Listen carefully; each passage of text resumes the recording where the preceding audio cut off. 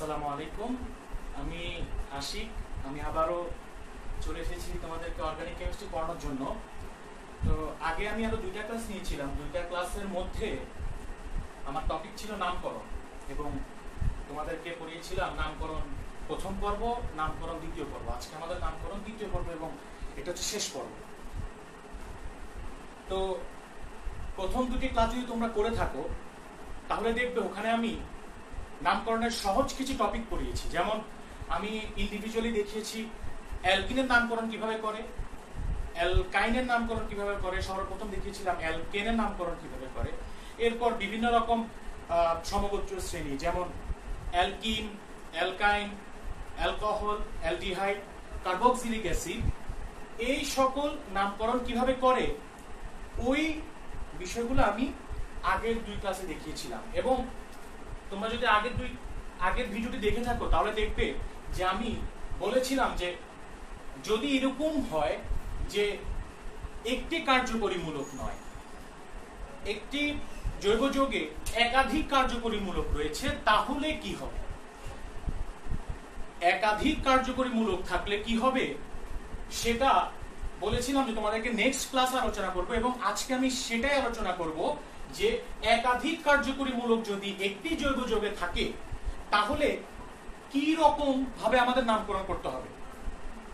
ভর্তি পরীক্ষায়, এসএসসি পরীক্ষা, এইচএসসি পরীক্ষায় যেই রকম প্রশ্নগুলো বা এমসিকিউ গুলো আসে সেগুলো হচ্ছে আজকে যেই টাইপের নামকরণগুলো করাবো অধিকাংশ এরকম। আমরা প্র্যাকটিক্যাল জীবনে, আমরা প্র্যাকটিক্যাল লাইফে আমরা যেই সকল অর্গানিক কেমিস্ট্রি বা অর্গানিক কম্পাউন্ডস গুলো পাই সেগুলোতে কখনোই একটি কার্যকরী মূলক থাকে না, বা এটা খুবই কমন যে ওই অর্গানিক কম্পাউন্ডে একাধিক কার্যকরী মূলক থাকবে। তো আমরা আজকে তাহলে এই একাধিক কার্যকরী মূলক নিয়েই ডিল করতে চাচ্ছি। তো আসো আমরা শুরু করি একাধিক কার্যকরী মূলক নিয়ে। আচ্ছা, আমার সাউন্ডে কোনো প্রবলেম হচ্ছে? যদি সাউন্ডে প্রবলেম হয়ে থাকে তাহলে আমাকে জানাও, আমাকে কমেন্ট করে জানাও যদি সাউন্ডে কোনো প্রবলেম হয়ে থাকে।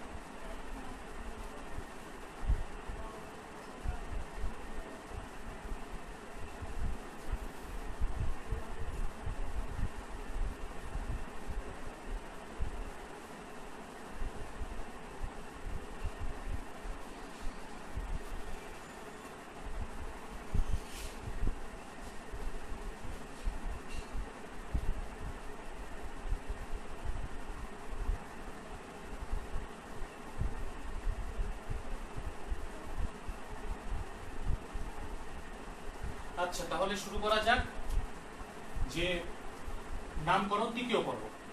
তো একাধিক কার্যকরী মূলক থাকলে আমরা আসলে কিভাবে নামকরণগুলো করব সেটা একটা গুরুত্বপূর্ণ বিষয়। যে তুমি আসলে কার্বনের, আমি তোমাদেরকে বলেছিলাম যে একটা জৈব যৌগ, ধরো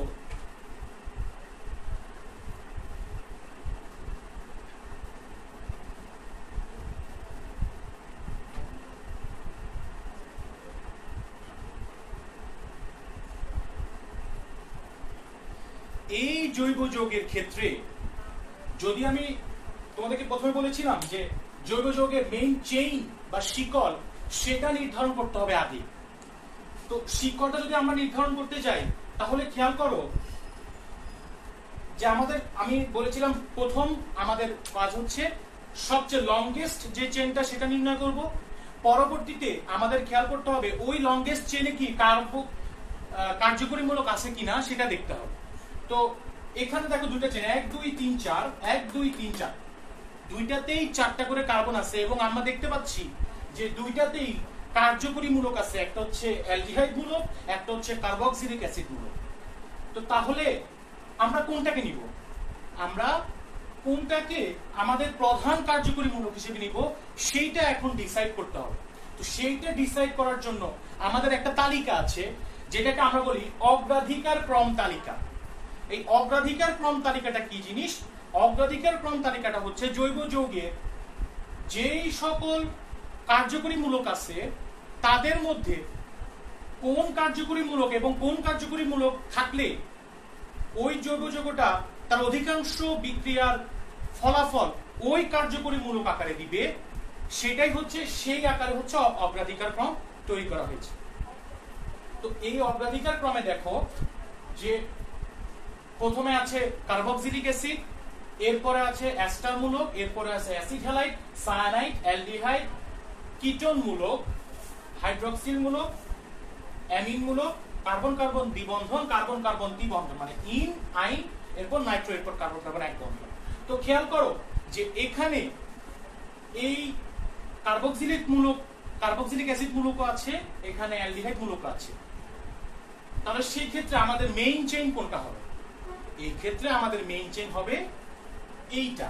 তার কারণ কি? তার কারণ হচ্ছে এই দুইটা মূলক থাকলে এখানে অগ্রাধিকার ক্রমে আগে কে আছে? দেখো অগ্রাধিকার ক্রমে আগে আছে হচ্ছে কার্বক্সিলিক অ্যাসিড মূলক, তারপরে আছে হচ্ছে অ্যালডিহাইড মূলক। তাহলে এইখান থেকে আমাদের চেইনটা শুরু করতে হবে। তাহলে এটা হচ্ছে 1, এটা হচ্ছে 2, এটা হচ্ছে 3, এটা হচ্ছে 4। তাহলে দেখো যে এই যে চেইন, মেইন চেইন আমাদের নির্ণয় করা হয়ে গেছে। তাহলে মেইন চেইনে আছে 4টা কার্বন, সেটা হবে হচ্ছে বিউট।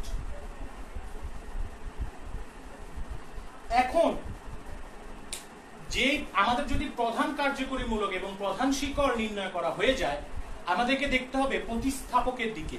CHO মূলক এই যৌগের একটি প্রতিস্থাপক।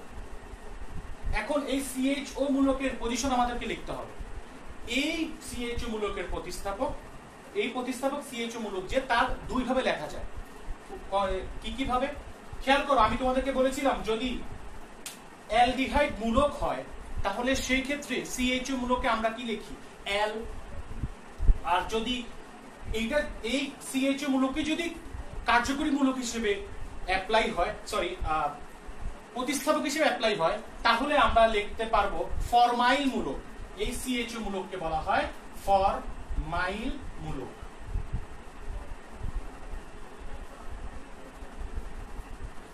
এই CHO মূলককে শুধু ফরমাইল মূলক না, আরো একটি নামকরণ করা হয়ে থাকে, সেটা হচ্ছে কার্বালডিহাইড মূলক।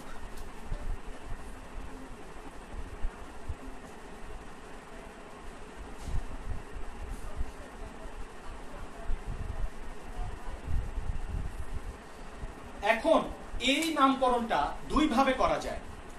কিভাবে? তুমি বিউট লিখলে, লেখার পর বিউট 2L1 ওইক অ্যাসিড,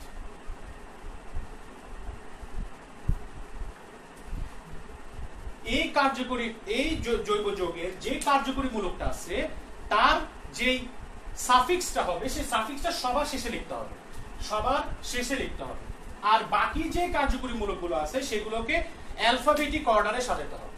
তাহলে দেখো তুমি লিখতে পারো বিউট 2Ol1 ওইক অ্যাসিড, তুমি লিখতে পারো 2 ফরমাইল বিউট টানোইক অ্যাসিড,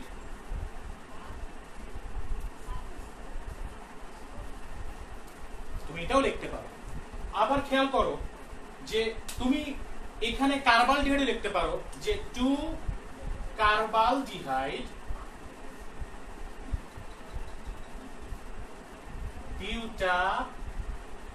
বিউটানোইক অ্যাসিড।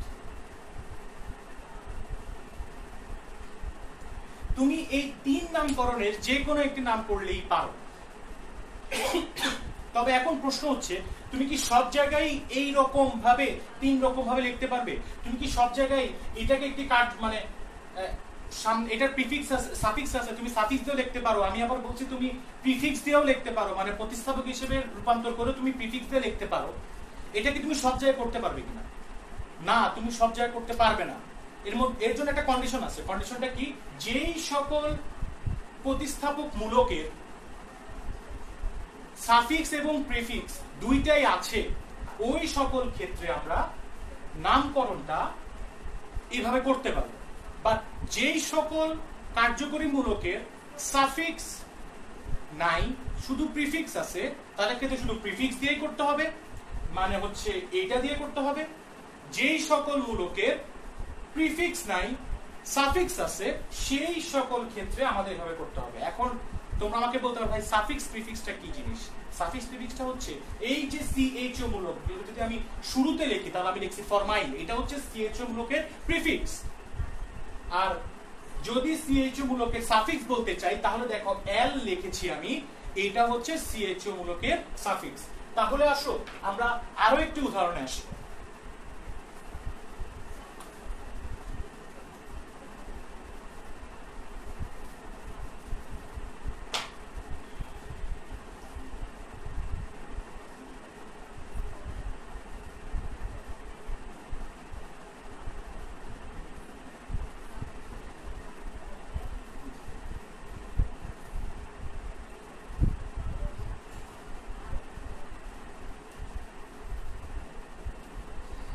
এটা একটা জৈব যৌগ, যেই জৈব যৌগে খেয়াল করো দুটি কার্যকরী মূলক আছে।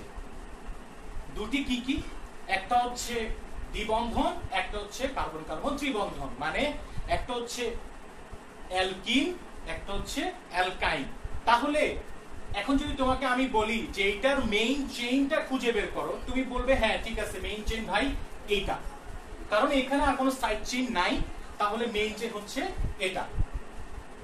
কিন্তু তোমাকে আমি যদি বলি মেইন চেইনের নাম্বারিং করো, তখনই পড়বে ঝামেলায়।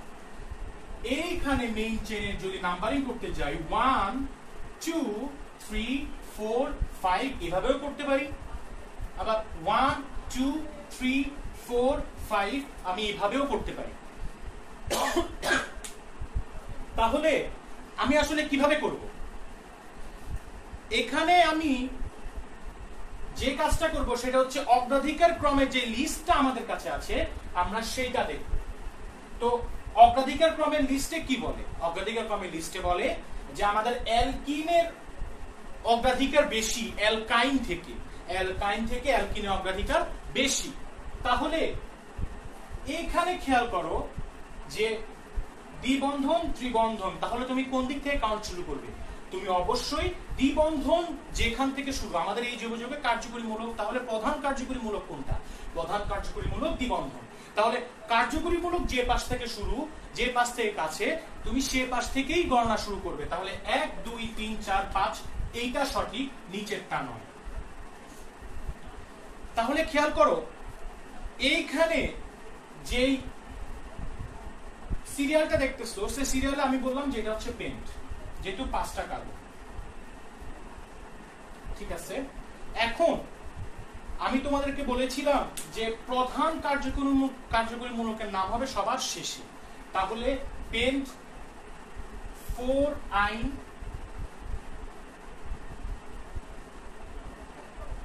1 ইন, যেহেতু দ্বিবন্ধন সেহেতু দ্বিবন্ধন শেষে থাকবে, দ্বিবন্ধন যেহেতু এখানে প্রধান কার্যকরী মূলক, আর ত্রিবন্ধন এখানে আলাদা, মানে প্রধান কার্যকরী মূলক নয়, তাই আমাদের ত্রিবন্ধনকে আমরা আগে লিখেছি, এক বন্ধনের পরে লিখেছি। এখন তোমরা বলতে পারো ভাই এখানে কি ত্রিবন্ধনকে পেন্টের আগে লেখা যায় না? না, তার কারণ হচ্ছে এই ত্রিবন্ধনের কোনো প্রিফিক্স নাই। আমি তোমাদেরকে বলেছিলাম যে তোমরা সব সময়, আমি আগের যে উদাহরণটা দেখিয়েছিলাম সেখানে আমি দুই ভাবে নামকরণ করেছিলাম আসলে, মূলত যে একটা হচ্ছে অ্যালডিহাইড গ্রুপের প্রিফিক্স নিয়ে কাজ করেছিলাম, একটা হচ্ছে অ্যালডিহাইড গ্রুপের সাফিক্স নিয়ে কাজ করেছিলাম। আমি বলেছিলাম যে এইটা করা যাবে দুইটা কন্ডিশনে। ফার্স্ট কন্ডিশন, সরি একটা কন্ডিশনে, সেই কন্ডিশনটা হচ্ছে একটা কার্যকরী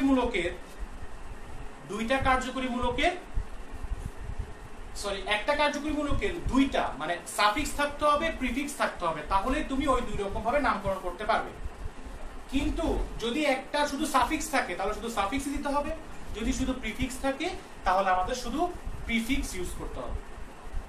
এখানে অ্যালকাইন মূলকের কোনো প্রিফিক্স নাই, শুধু সাফিক্স আছে, সেটা হচ্ছে আইন, সেজন্য আমরা নাম্বারিং করে আইনটা লিখছি। কথা তো এটা তো সহজ, এটা বোঝার কথা। তাহলে যদি একটু চেঞ্জ করি এই উদাহরণটা,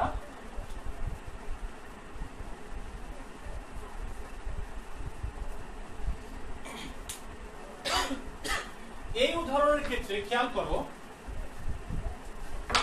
এখানে 3টা কার্যকরী মূলক, যে একটা হচ্ছে দ্বিবন্ধন, একটা হচ্ছে ত্রিবন্ধন, আর একটা হচ্ছে OH গ্রুপ। তিনটা কার্যকরী মূলক এখানে আছে।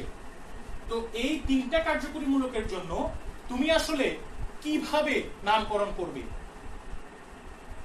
তো খেয়াল করো যে তিনটা কার্যকরী মূলকের মধ্যে অগ্রাধিকার ক্রমে প্রধান কার্যকরী মূলক কোনটা? সেটা হচ্ছে অ্যালকোহল। কারণ দেখো অ্যালকোহল অ্যালকিন অ্যালকাইন দুইটারই উপরে। তাহলে আমাদের হিসাব করতে হবে যে অ্যালকোহল কোত্থেকে কাছে। খেয়াল করো অ্যালকোহল দুই দিক থেকেই কাছে, দুই দিক থেকে সেম পজিশন আছে, যে 1 2 3 1 2 3। তাহলে তুমি নাম্বারিংটা কোত্থেকে করবে? ওই যে এই অ্যালকোহলের পরে নাম্বারিংটা তুমি এদিক থেকে করতে হবে, কারণ অ্যালকোহলের পরে দ্বিবন্ধনের পাওয়ার বেশি। তো তুমি নাম্বারিং করলে এদিক থেকে 1 2 3 4 5, ব্যাস, কোনো সমস্যা নেই। তাহলে এখন দেখো যে নামকরণটা কি হবে। নামকরণটা হবে পেন্ট। বুঝতেই পারছো যে অ্যালকোহল এখানে প্রধান কার্যকরী মূলক, তাহলে তার প্রিফিক্স সাফিক্সটা হবে সবার শেষে 3 অল। এখন আর হচ্ছে 4 2 in 4 i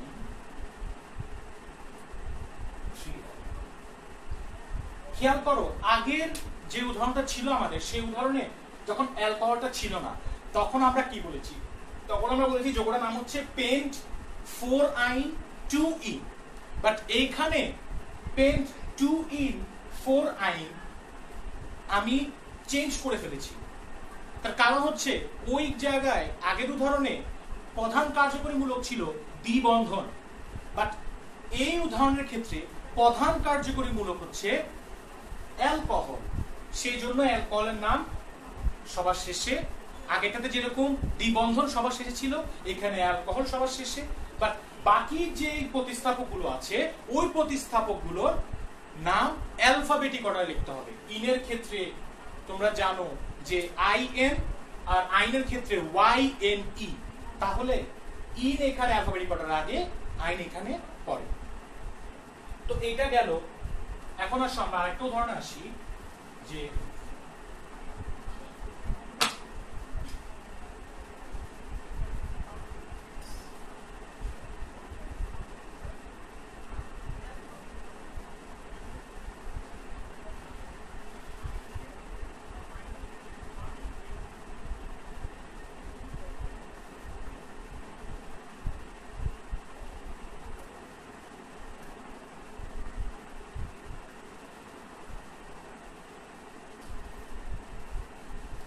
এই উদাহরণ দিয়ে খেয়াল করো, এখানে দেখো যে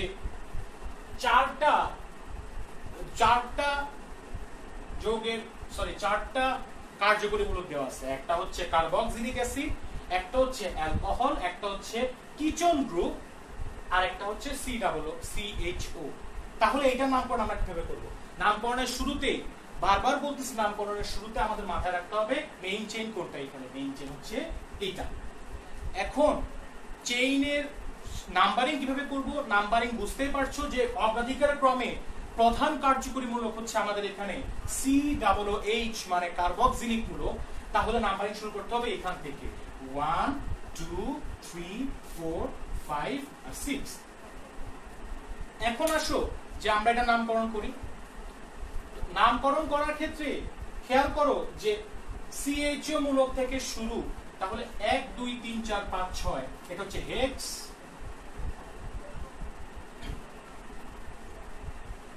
এটা হচ্ছে হেক্স। আর 2 এ আছে অল, 3 এ আছে ওন, 6 এ আছে এল। তাহলে কি হবে? হেক্স। এখন তোমাদেরকে মাথায় রাখতে হবে যে প্রত্যেকটাতে আমাদের অ্যালফাবেটিক অর্ডারে করতে হবে। অ্যালডিহাইডের AL, OH এর OL, আর সি তে হচ্ছে কার্বনিক মূলকের ক্ষেত্রে আমরা জানি ON, ON। তাহলে খেয়াল করো যেটা আসে সেটা হচ্ছে 6L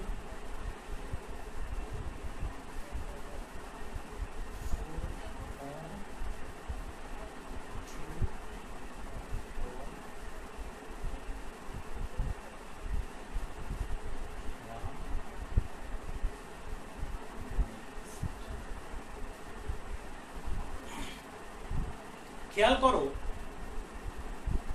এইটা যেমন লেখা যায়, আমি তোমাদেরকে বলেছিলাম যে আমাদেরকে আরো একভাবে নামকরণ করা যাবে যে যদি এই কার্যকরী মূলকগুলোর সাফিক্স প্রিফিক্স দুটাই থাকে। তো তোমরা জানো যে OH মূলকের সাফিক্স যেরকম অল, সেরকম প্রিফিক্স হচ্ছে হাইড্রোক্সি।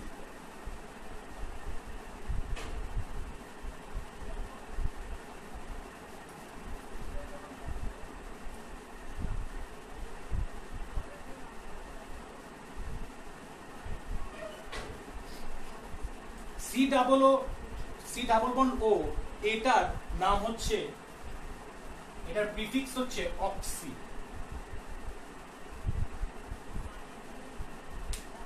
আর এই যে এটার ক্ষেত্রে আমি বলেছিলাম এটাকে তোমরা ফরমাইল বলতে পারো,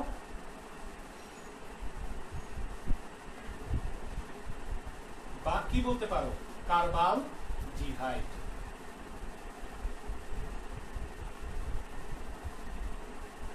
কার্বালডিহাইডও বলতে পারো। তাহলে খেয়াল করো যে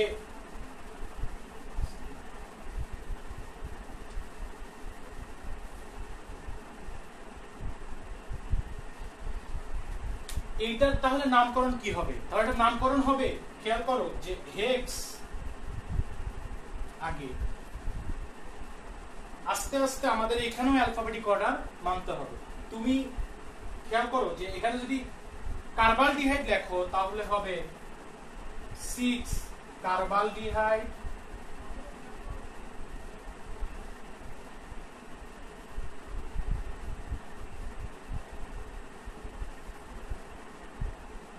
কার্বালডিহাইড, তারপরে হচ্ছে 2 হাইড্রক্সি,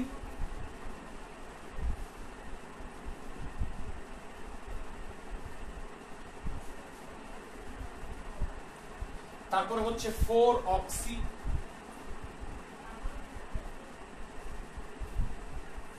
হেক্সানোইক অ্যাসিড।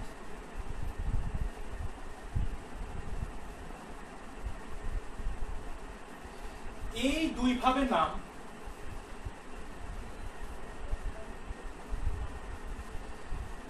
এই নামকরণ এবং নিচের নামকরণ, এই দুই ভাবে নামকরণে আমাদের আইউপ্যাক স্বীকৃত, ইউপ্যাক স্বীকৃত। তোমরা যে কোনো নামকরণই ব্যবহার করতে পারো, তবে তোমরা যে কোনো এক ধরনের নামকরণ ব্যবহার করতে পারো এবং যেটা তোমাদের কাছে সহজ হয় সেটাই তোমরা ব্যবহার করবে। এই ক্ষেত্রে একটা জিনিস সবসময় মাথায় রাখতে হবে, এই নামকরণ, এই যে তোমরা যে শুধুমাত্র সাফিক্স নিয়ে নামকরণ করবে, এই নামকরণের ক্ষেত্রে তোমাদের একটা জিনিস মাথায় রাখতে হবে, খুবই গুরুত্বপূর্ণ। সেটা হচ্ছে যে এই ক্ষেত্রে তোমাদের প্রথমত প্রধান কার্যকরী মূলকের নাম সবার শেষে লিখতে হবে এবং পরবর্তীতে যেই সকল মূলকগুলো আসবে তাদের সাফিক্স লেখার সময় যেন একটা জিনিস মাথায় থাকে, সেটা হচ্ছে alphabetic order. Alphabetic order maintain করে লিখতে হবে, নাহলে কিন্তু নামকরণ ভুল হবে। এই ক্ষেত্রে অ্যালফাবেটিক অর্ডার মেইনটেইন করা সহজ, এই ক্ষেত্রে অ্যালফাবেটিক অর্ডারটা মেইনটেইন করা একটু কঠিন। তবে তারপরেও যদি তোমাদের যে কোনো এই দুই ধরনের নামকরণে যে নামকরণই সহজ লাগে তোমরা সেই নামকরণই করবে। চলো আমরা একটা উদাহরণ দেখি।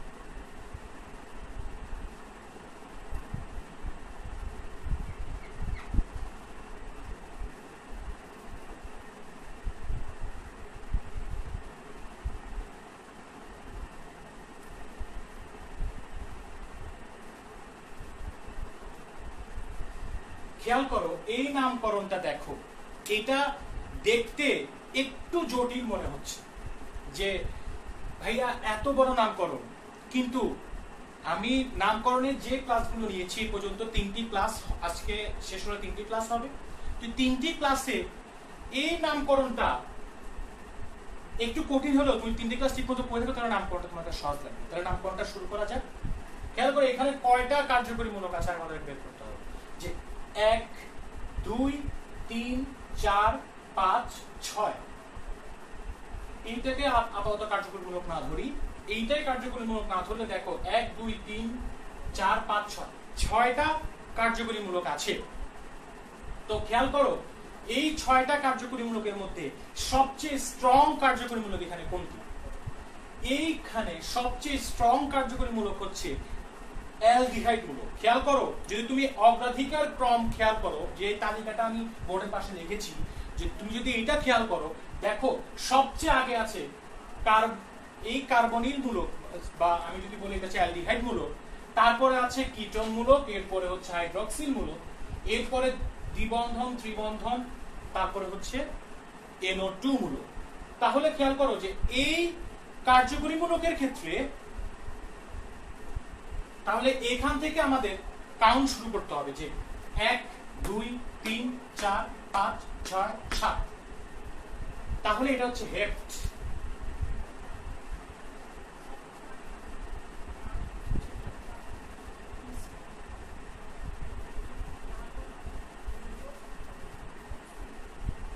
এক দুই তিন চার পাঁচ ছয় সাত।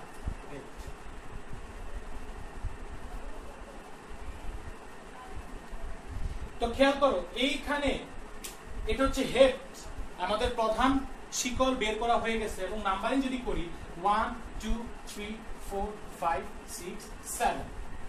এখন এখানে যে কার্যকরী মূলক যে মূলকগুলো আছে, এই মূলকগুলোর সবগুলোর প্রিফিক্স এবং সাফিক্স আছে কিনা আমরা দেখব।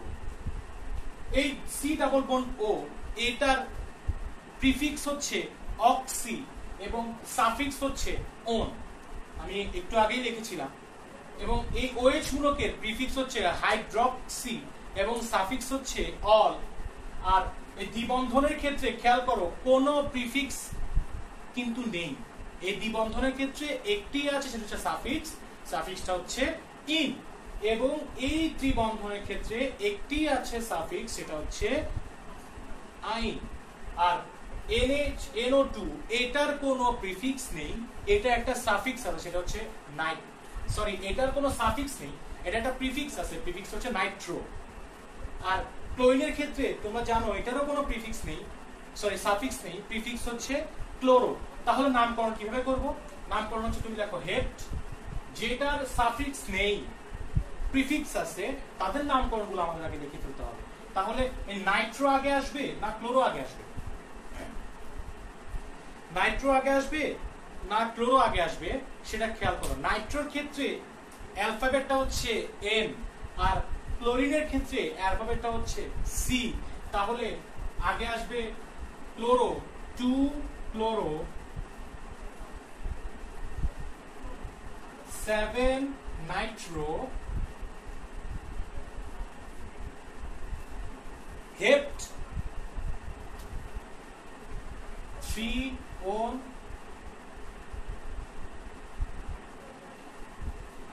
4 all,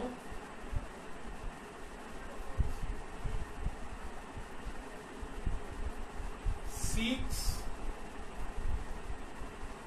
5 in, খেয়াল করো এখানে OH মূলক এর সাফিক্স হচ্ছে অল,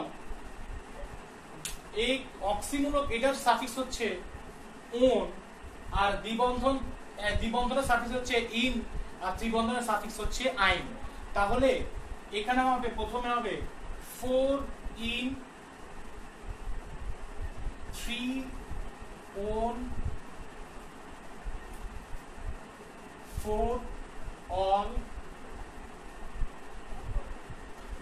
6 আইন। এবং আমি যেটা বলেছি সবার শেষে লিখতে হবে যেটা প্রধান কার্যকরী মূলক, সেটা হচ্ছে খেয়াল করো অ্যালডিহাইড গুলো, তাহলে সেটা হবে L1 L। এটা হচ্ছে এই যোগের নাম। খেয়াল করো, এই যোগের ক্ষেত্রে আরো একটি নামকরণ থাকবে। সেটা কেন? কারণ এখানে যে ডাবল বন্ড ও এবং OH মূলকটা আছে, এই মূলকগুলা প্রিফিক্সও আছে। তাহলে প্রিফিক্স দিয়ে লিখলে নামটা কিরকম হবে? 2 chloro 7 Nitro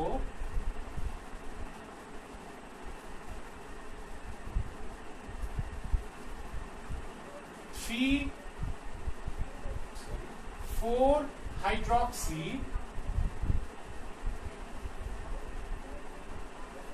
3 oxy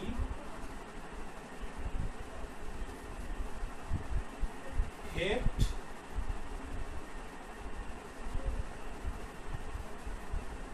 4 in 6 in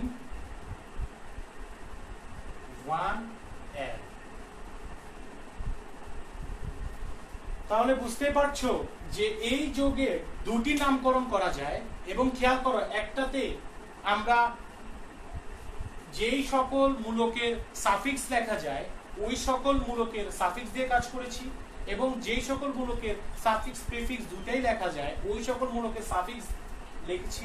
যে সকল মূলকে শুধু সাফিক্স লেখা যায় ওই সকল মূলকের সাফিক্স দিয়ে প্রথম নামকরণ করেছি। দ্বিতীয় নামকরণের ক্ষেত্রে যেই সকল মূলকের প্রিফিক্স লেখা যায় তাদের ক্ষেত্রে তার কিছুই বলা যাবে না। শুধু প্রবলেমটা হচ্ছে যেই সকল মূলকে সাফিক্স প্রিফিক্স দুইটাই লেখা যায় সেই ক্ষেত্রে আমরা কোনটা ইউজ করব? আমরা সেই ক্ষেত্রে প্রিফিক্সও ইউজ করতে পারি, সাফিক্সও ইউজ করতে পারি। তবে একটা কথা মাথায় রাখতে হবে যে তুমি চাইলেই একটা যৌগের সাফিক্স দেখে আরেকটা যৌগের প্রিফিক্স দেখবে তা হতে পারবে না। তোমাকে দুইটাই হয়তো সাফিক্স দেখতে হবে, নলে দুইটাই প্রিফিক্স দেখতে হবে। তুমি যদি কার্যকরী মূলকের সাফিক্স লিখতে চাও তাহলে তোমাকে দুইটাই সাফিক্স লিখতে হবে, যদি তুমি প্রিফিক্স লিখতে চাও তাহলে তোমাকে দুইটাই প্রিফিক্স লিখতে হবে। আর যদি প্রিফিক্স না থাকে তাহলে তোমাকে সাফিক্সই লিখতে হবে, আর যদি সাফিক্স না থাকে তোমাকে প্রিফিক্সই লিখতে হবে, সেক্ষেত্রে কোনো সমস্যা নেই। তবে আমি আবারও বলছি, যদি এরকম হয় যে এই যেমন এখানে হাইড্রক্সি মূলক অক্সি মূলক এই দুটার ক্ষেত্রে দুইটা নামকরণই করা যায়, যে তুমি সাফিক্স হিসেবেও লিখতে পারো, তাদেরকে প্রকাশ করতে পারো, তুমি প্রিফিক্স হিসেবেও লিখতে পারো, তাহলে তুমি কি করবে? তাহলে তুমি একবার তুমি সাফিক্স দিয়েও লিখতে পারো, তুমি প্রিফিক্স দিয়ে লিখতে পারো। তবে খেয়াল রাখতে হবে যে তুমি শুধুমাত্র হাইড্রক্সি মূলকের সাফিক্স দেখলে, তুমি অক্সি মূলকের প্রিফিক্স দেখলে এরকম লেখা যাতে না হয়, এটা লেখা উচিত না, এটা আইইউপ্যাক স্বীকৃত নয়। তবে আমি বলবো না ভুল হবে, তবে এটা লেখা উচিত না, তোমরা লিখবে না। তোমরা লিখলে দুটাই সাফিক্স লিখবে, নহলে দুটাকেই প্রিফিক্স হিসেবে লিখবে। তো আজকের নামকরণ এর ক্লাস এখানেই সমাপ্ত হচ্ছে, এবং আই হোপ যে তোমরা জৈব যৌগের নামকরণ নিয়ে আর কোনো প্রবলেমে পড়বে না ইনশাআল্লাহ। তোমাদেরকে যতটুকু শেখানো হয়েছে, যতটুকু দেখানো হয়েছে, এতটুকুই ইনশাআল্লাহ তোমাদের আগামী জীবনগুলোতে কার্যকর হবে। এবং তোমরা অবশ্যই তোমাদেরকে বলি তোমরা প্র্যাকটিসে রাখবে। আচ্ছা, আরেকটা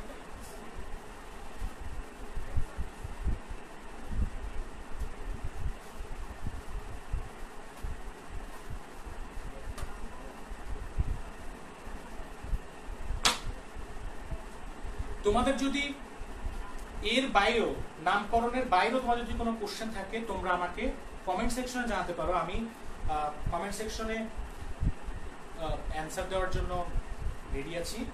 যদি তোমাদের নিজেদের কোনো কোশ্চেন থাকে জৈব যৌগ বা কেমিস্ট্রি অন্য কোনো কিছু, তোমরা আমাকে মেসেঞ্জারও করতে পারো, তোমরা সাব্বির ভাইয়ের থ্রুতেও করতে পারো, তোমরা গ্রুপে এসে আমার ভিডিও নিচে কমেন্টও করতে পারো যে ভাইয়া আমি এটা বুঝতেছি না বা এটা কি হবে। আমি যতটুকু সম্ভব ততটুকু আমরা করব।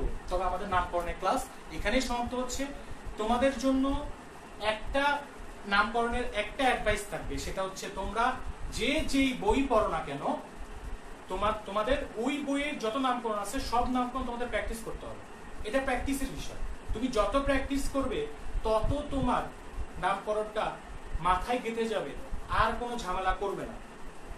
সো তোমাদের যদি কোশ্চেন থাকে তাহলে আমাকে কমেন্ট সেকশনে জানাও।